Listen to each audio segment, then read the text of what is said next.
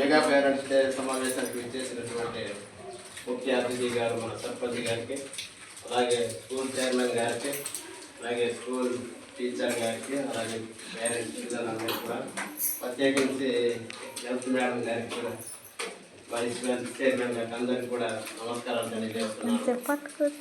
ఈరోజు mega parents day అనేసి స్కూల్లో అన్ని స్కూల్లో కూడా హాస్టల్లో కూడా ఘనంగా నిర్వహించడం జరుగుతుంది. ఈ పేరెంట్స్ డే ఒక ముఖ్య ఉద్దేశం ఏంటంటే, మీరు మీ పిల్లల్ని స్కూల్లో పంపిస్తున్నారు అంటే పిల్లలు ఎలా చదువుతున్నారు, అంటే 1వ తరగతి 2వ తరగతి ఎట్లా మెరుగవుతున్నారు అనేది కూడా పేరెంట్స్ మీరు అప్పుడప్పుడు వచ్చి గమనించాల్సిన అవసరం ఉంది.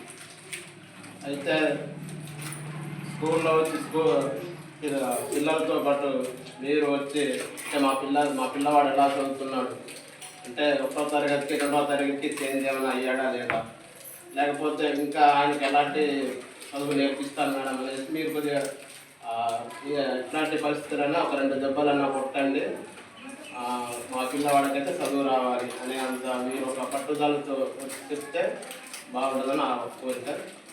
అయితే ఇంటికి వెళ్ళాక టీచర్ గారు హోంవర్క్ ఇస్తారు.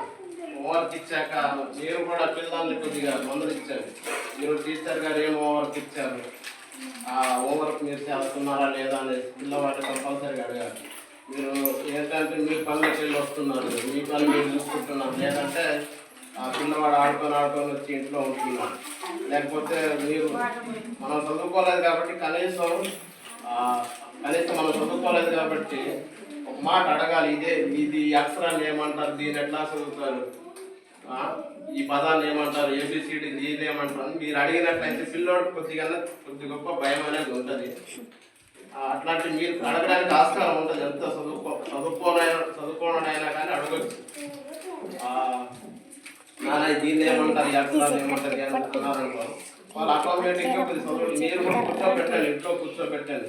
లేకపోతే పిల్లలను వేసి మనం టీవీలో అప్పుడు కూర్చున్నాం అనుకో, మన పిల్లలు దారి పక్కకి వెళ్ళిపోతూ ఉంటుంది.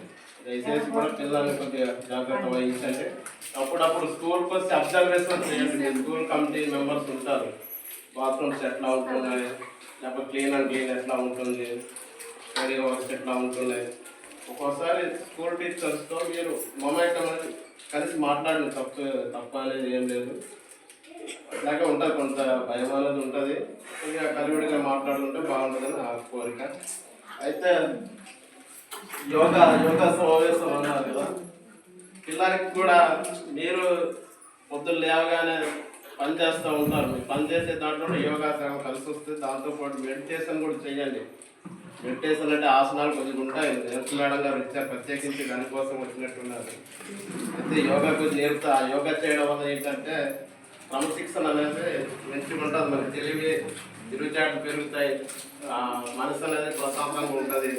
ఆ పిల్లలకి కూడా అలవాటు చేస్తే, మీరు నేర్చుకుంటే ఆటోమేటిక్గా పిల్లలు కూడా అలవాటు చేస్తే వాళ్ళు చదువుల మీద ఏకాగ్రత చేస్తారు. అంటే చెడు ఆలోచనలకి బయట పోకుండా కాన్సన్ట్రేషన్ పెట్టి పిల్లల్ని ఏకాగ్రతతో చదివేంత మార్గం ఉంటుంది. కాబట్టి ఇక యోగాని కూడా కొద్దిగా ముందుకు తీసుకెళ్తారని కోరుకుంటున్నాను. అయితే ఈ మెగా పేరెంట్స్ డే అనేది మేడం గారు ఇంత గుర్తు చేశారు. ఒకటి ఇన్ని కార్యక్రమాలు జరిగినాయి, ఇన్ని పేరెంట్స్ డే జరిగినాయి, కానీ ఇంతవరకు ఎవరు రాలేదు అనేసి అన్నారు.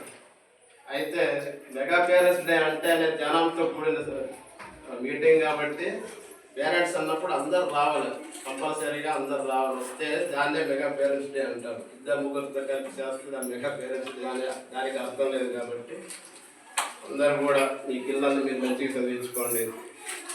నాకు ఈ అవకాశం ఇచ్చిన పెద్దలందరికీ కూడా నమస్కారాలు తెలియజేస్తున్నాను.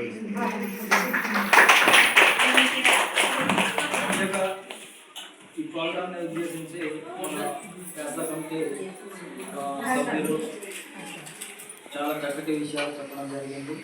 అలానే మా తోటి వైస్ చైర్మన్ గారిని కూడా 2 విషయాలు ఈ యొక్క సమావేశాన్ని ఉద్దేశించి మాట్లాడారు.